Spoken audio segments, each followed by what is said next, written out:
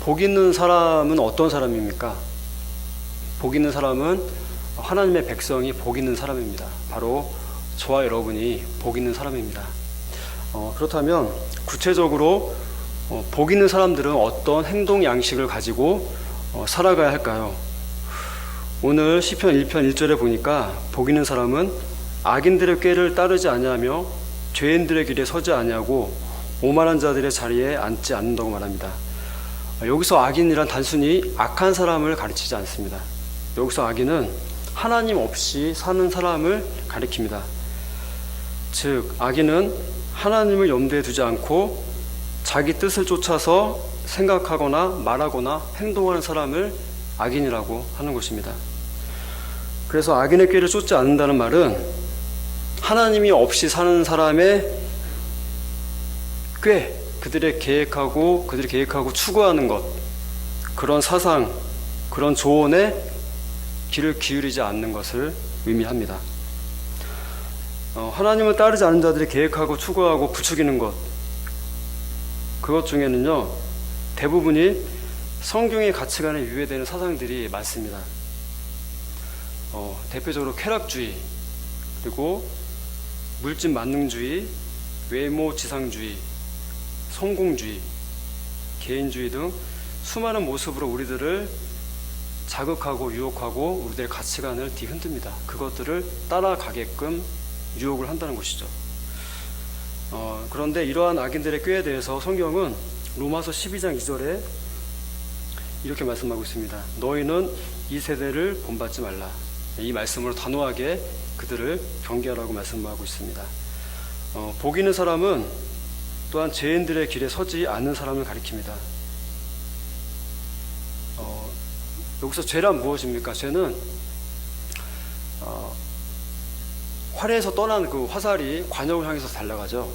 그런데 그 관역을 향해 달려오지 않고 다른 방향으로 가는 것을 이야기해요. 즉 하나님의 말씀, 하나님께서 우리에게 요구하시는 그런 삶의 양식을 벗어난 것, 그것을 모두 다 죄라고 가리키는 거예요. 또 악한 일, 그거 하나만을 가리키는 것이 아니라 하나님의 말씀에서 벗어난 우리의 모든 사상과 행동, 말, 그것들이 죄라고 이야기합니다. 복 있는 사람은 죄인의 길에 서지 않는다.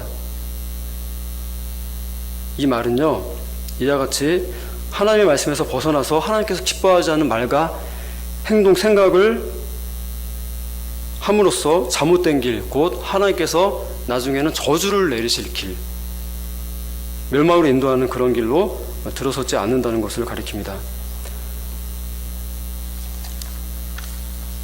또한 복 있는 사람은 오만한 자리에 앉지 않는다고 합니다. 여기서 오만하다는 말은요, 본래적인 뜻은 자랑하다, 떠벌리다, 조롱하다, 비웃다, 그런 뜻을 가지고 있어요. 이 오만한 건 어떤 거냐면 사람이 교만하여서 자기를 자랑하는 거예요. 막 사람들 앞에서 그런 사람 있죠. 자기의 잘남을 막 자랑해요. 저는 이제 민망할 것 같은데, 그런 사람들은, 오만한 사람들은요 그런 게 민망함이 없어요. 자기를 자랑하고 떠벌립니다. 그리고 다른 사람들은 안중이 없어요. 아예 안중에도 없어요. 그리고 자기 안중에도 없기 때문에 자기를 제외한 모든 사람들을 손 아랫사람으로 봐요. 그들의 행동과 그들의 말을 비웃고 조롱합니다. 그런 사람이 오만한 사람이에요. 그런데 여기서 오늘 본문에서 말씀하는 오만하다는 말은요, 단순히 사람들 앞에서 오만하게 군다, 그런 것을 가리키기보다는요, 하나님 앞에서 오만한 태도를 가리키고 있어요. 즉 하나님을 조롱하고 비우는 자가 오만한 자입니다. 다시 말해서 하나님의 말씀을 경히 여기고 그 말씀을 따르지 않는 사람이 오만한 자예요. 이렇게 복 있는 사람은 악인들의 꾀를 따르지 아니하고 죄인들의 길에 서지 않고 오만한 자리에 앉지 않는 자들이라고 이야기합니다. 그런데 이 말씀을 우리에게 들려주시는 이유가 무엇일까요? 우리 하나님 믿는 사람, 우리 복 있는 사람에게 이런 말씀을 죄인, 악인, 오만한 자, 그런 사람들의 이야기를 하는 이유가 무엇일까요? 그것은요, 우리도 때에 따라서 얼마든지 악인들, 죄인들, 오만한 자들의 모습을 취하고 있기 때문이에요. 때때로, 시시때때로. 그래서 이와 같은 자리에 있을 때 속히 복 있는 자의 자리로 돌아오라는 것입니다. 자, 그렇다면 복 있는 사람은 어떤 사람이 복 있는 사람인가요? 복 있는 사람은 오직 여호와의 율법을 즐거워하여 그의 율법을 주야로 묵상하는 사람입니다. 그런데 조금 이상한 점이 있어요. 복 있는 사람은 악인이나 죄인이나 오만한 자가 아니라고 하였기 때문에 반대로 생각하면은 복 있는 사람은 악인, 죄인, 오만한 자의 반대. 어떤 사람이에요? 의인, 경건한 사람, 겸손한 사람. 그런 사람이 복 있는 사람이 아닐까요?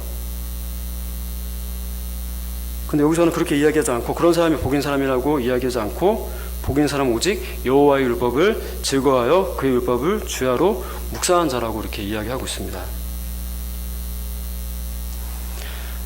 이것은요, 곧 선한 것, 옳고 바른 것, 무엇이 하나님 앞에 바른 태도와 자세인지를 결정하는 요소가 사람의 성품이나 태어나 자라면서 배우고 습득한 어떤 도덕 규범이나 사회법, 교육 등이 아니라는 거예요. 우리가 물론 이런 것들을 잘 지키는 게 중요한데, 그런 것을 사회 규범과 도덕, 그런 규칙을 잘 지키는 사람이 사실상 복 있는 사람이 아니고요.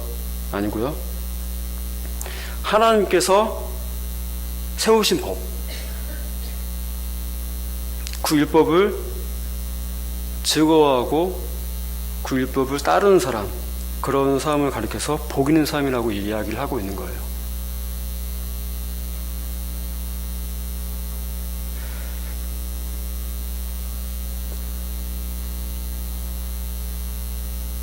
그래서 하나님의 말씀은요, 이런 사회법, 도덕 규범 이런 것보다 훨씬 더 위에 있고 탁월한 것입니다. 거룩하신 하나님의 율법이 복 있는 자의 판단과 결정의 기준이 된다는 거예요. 우리는 이것을 염두에 두셔야 합니다. 율법이라는 말은요, 본래 가르치다라는 뜻을 가지고 있습니다. 하나님의 율법이라는 말 속에는 하나님께서 친히 무엇이 선하고 무엇이 옳은지, 무엇이 바른지를 가르치셨다, 그런 뜻이 들어있어요. 율법 안에는. 하나님의 명령, 곧 우리에게 정하신 규범과 도리를 받아들이고 지킨다는 것은 바로 하나님의 다스림을 받아들인 것과 같습니다.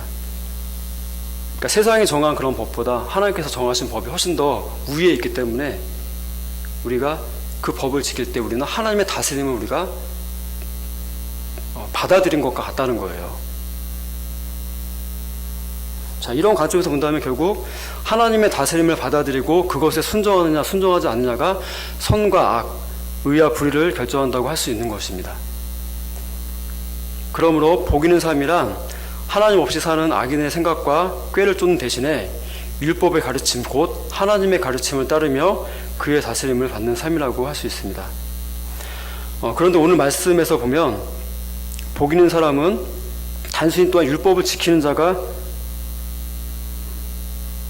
단순히 율법을 지키는 자라고 하지 않아요. 복 있는 사람을 단순히 율법을 지키는 자, 그 사람이 복 있는 자라고 하지 않습니다. 뭐라고 하냐면 하나님의 율법을 즐거운 자라고 이렇게 이야기하고 있어요. 그냥 내가 이거 금했으니까 지켜라, 그렇게 하면 관계가 굉장히 삭막하잖아요. 그죠? 그런데 하나님께서 우리에게 요구하신 것이 그것뿐만 아니라 여호와의 율법을 즐거워하는 것을 우리에게 요구하고 있어요. 하나님의 율법을 즐거워하는 자가 복 있는 사람이라고 이야기하고 있습니다. 자, 하나님의 율법을 즐거워하는 자, 이 말씀의 본래 뜻을 살펴보면 그 사람의 기쁨이 오직 하나님의 율법에 있습니다, 이런 뜻이에요. 이 문장을 원래대로 좀 해석해 보자면 하나님의 율법을 즐거워하는 자는 그의 기쁨이 오직 하나님의 율법을 지키는 것에 있습니다, 이런 뜻을 가지고 있어요. 좀 더 풀어 설명하면은 이런 것입니다. 당신에게 기쁜 일이 무엇입니까? 무엇이 당신에게 가장 큰 기쁨입니까? 이렇게 질문했을 때 나의 기쁨은 오직 하나님의 법을 지키고 하나님의 법의 다스림을 받는 것입니다. 예, 이 말씀과 같다는 것이에요. 하나님의 다스림이 내게 가장 큰 기쁨입니다. 이것이 바로 하나님의 율법을 즐거운 자라는 뜻을 가지고 있습니다. 하나님께서 나를 다스리는 것이, 내가 하나님의 다스림 안에서 살아가는 이것이 이 비천한 죄인에게서 하나님의 거룩한 통치가 이루어지는 그것이 내게 가장 큰 기쁨이요 그 무엇과도 비교할 수 없는 즐거움입니다. 이렇게 대답한 사람이 바로 복 있는 사람인 것입니다. 율법을 즐거워하는 자는 자연히 주의 율법을 주야로 묵상하게 되어 있습니다. 하나님의 말씀을 기뻐하는 사람은요, 누가 시키지 않아도 성경을 보게 되고요, 성경을 암송하게 돼요.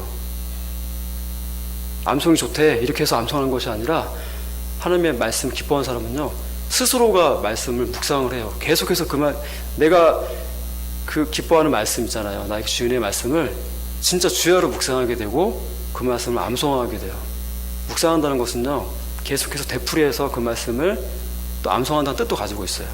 그 말씀 너무 좋기 때문에 그 말씀을 내가 아예 그냥 암송해서 내 것으로 만들려고 하는 거잖아요. 그죠? 예, 율법 즐거운 사람은 자연히 주의 율법을 주야로 묵상하게 됩니다. 하나님의 다스림이 나의 유일한 기쁨이요 가장 큰 즐거움이기 때문에 밤낮으로 하나님의 말씀을 생각하고 묵상하는 가운데 그 뜻을 마음에 새기게 됩니다. 그런 신앙생활을 하는 분들은요, 성경을 내가 항상 지니지 않아도 그 상황에 맞닥뜨리면은 그에 필요한 말씀들이 우리에게 떠올라요. 그렇죠? 그래서 하나님께서 지금 내가 어떤 판단을 해야 되는지, 이 상황에서 어떤 결정과 판단을 해야 되는지, 어떤 선택을 해야 되는지를 성령께서 내가 주야로 묵상했던 그 말씀을 통해서 가르쳐 주세요. 누구에 굳이 가서 상담할 것도 없이, 물론 상담이 나쁘다는 건 아닌데, 먼저 성령 하나님께서 그 말씀을 통해서 우리에게 너무나 명확하게 말씀해 주신다는 겁니다. 고민하지 않아도 되고, 고민하지 않아도 돼요. 딱 선택을 하면 됩니다. 그런 지혜를 우리에게 허락해 주십니다.